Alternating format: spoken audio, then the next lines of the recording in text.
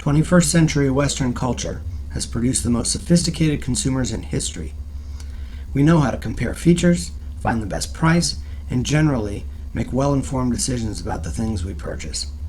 Perhaps we've become a bit too good at consumerism. We spend a great deal of time consuming, and the shop and compare mindset permeates most of our decisions. Sadly, this applies to the search for God as well. Rather than searching for the truth, then dealing with the consequences, we tend to reverse the process in our search for the truth about God. We look at the consequences of a belief in one God or the other, and then pick the one that best suits us. This approach is unique to the search for God. In no other circumstance do we look for truth in this way. Imagine, for example, that we wanted to find out the truth about gravity. Someone may tell us that gravity is a powerful force that helps us but can also do us harm if not respected. If we step off the top of a tall building, the truth about gravity will produce grave consequences for us. If someone else told us a slightly different truth, that gravity is a benign force with nothing for us to fear, far from harming us, gravity allows us to float through the air without fear of negative consequences. One may choose to believe the latter truth because the outcome of bad behavior is less traumatic. However, belief in something that is untrue does not benefit us in the end, even though it may make us feel more comfortable in the meantime. Just because someone is more comfortable with the belief that gravity makes one float does not mean that one should step off the tops of tall buildings. Unfortunately, this is the mistake that many of us make when searching for the truth about God. We look at different religions, philosophies, and spiritual movements and compare the impact to our lifestyles. Just like new clothes or a new car, we try them on or take them for a test drive to see if we're comfortable with them. We look at the implications to our daily behavior. Will we have to change the way we currently live?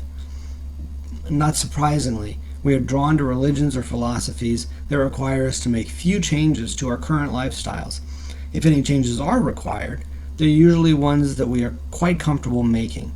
We're certainly not interested in a religion that tells us that our current lifestyle is dramatically wrong.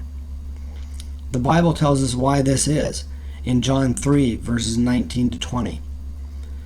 Light has come into the world, and men love darkness rather than light, because their deeds were evil. For everyone that does evil hates the light, neither comes to the light, unless its deeds should be exposed. Why do we take this approach to finding the truth about the biggest decision in our lives? Why is our search for truth on this subject so different from our search for truth about anything else? Much of it has to do with the goal of our search. If we are searching for a way to make our daily lives better, our relationships, and our jobs better, then God simply becomes another self-help fad. God becomes another thing we're shopping for in order to bring us happiness. God becomes no different than the new car or the big house that we thought would make us happy. Is it no wonder then that people find and then quickly lose God? Fads come and go. In order to find the truth about God, we must be willing to deal with the consequences of the truth regardless of our comfort level with them. The consequences may mean a change in the way we live. They may mean that we have to stop doing things we're currently doing, the things that, down deep, we know we shouldn't be doing.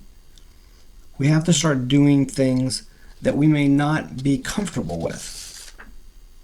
Until we're willing to deal with the consequences, the rules, and the impact of the existence of God, then our search will be in vain. Until then, we're not looking for God, we're simply window shopping.